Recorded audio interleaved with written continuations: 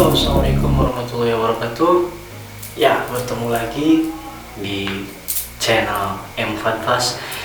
Di konten kali ini saya akan membahas tentang hasil atau memperlihatkan hasil dari pemakaian herbisida selektif di tanaman padi, yaitu Kansil Komplit. Oke, dilihat cuplikannya hasil dari penyemprotan Kansil Komplit. Hawa nafsu pun menyuruh untuk tamat. Doa dan usaha semoga besar untuk mencukupi kebutuhan masyarakat. Oke, pemakaian Kansil Komplit itu lebih ringan dibanding dengan pemakaian atau misalkan pengaplikasian secara manual. Apa sih itu manual? Ya, salah satunya itu ngerampet.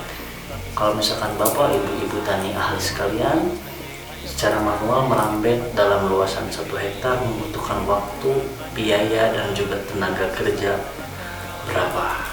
Kalau misalkan Kansil Komplit itu perluasan 1 hektar cukup dengan 200 mili, otomatis cuma cukup mengeluarkan kurang lebih 400.000 rupiah gitu. Jadi, dan dapat dilihat hasil dari pemakaian Kansil Komplit itu sendiri, lahannya sangat bersih gitu. Jadi kalau misalkan sekarang hitung-hitungan, apakah ibu bapak sendiri mau menggunakan yang secara manual atau misalkan menggunakan teknologi pertanian yang sudah ada di zaman sekarang.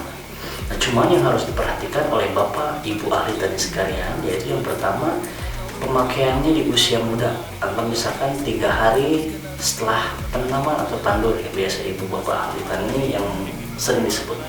Terus yang kedua, lahannya digenangi selama seminggu atau selama usia vegetatif gitu. Kalau misalkan tidak digenangi, ada contoh hasil dari yang tidak digenangi, tetap rumput-rumput di sekitar tanaman padi akan tumbuh kembali. Karena kenapa?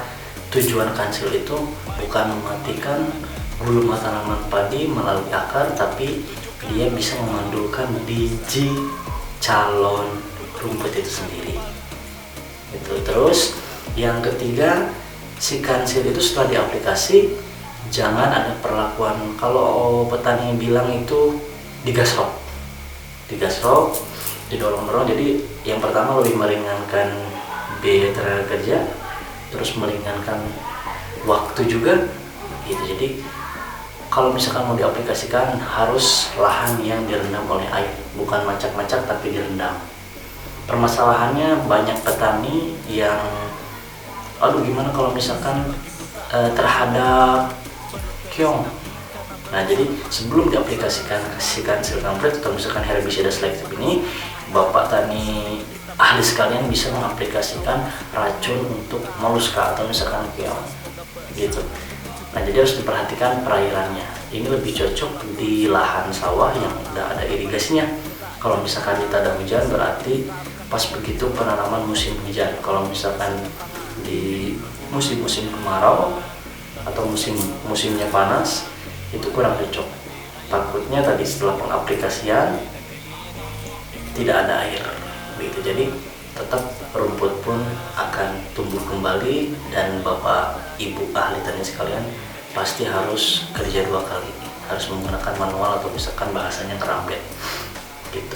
Nah, semoga dengan adanya konten hasil dari pengaplikasian Kansil bisa bermanfaat dan bisa berhitung secara manual atau misalkan kerambet itu berapa, menggunakan teknologi herbisida selektif itu berapa.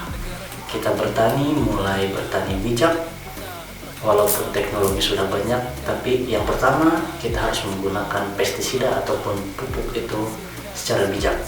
Jangan terlalu berlebih, harus sesuai dengan dosis, tepat sasaran, tepat waktu, tepat pestisida.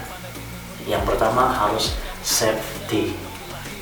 Oke, dikarenakan pestisida itu bukan diperuntukkan untuk manusia, itu racun. Jadi harus safety saat penyemprotan. Terima kasih, semoga bermanfaat. Kalau misalkan konten ini bermanfaat, share sebanyak-banyaknya ke petani-petani yang ada, khususnya petani padi. Tinggalkan like dan juga komentar yang membangun. Oke, yang terutama jangan lupa untuk subscribe, dukung channel pertanian ini. Terima kasih, selamat ketemu di konten berikutnya.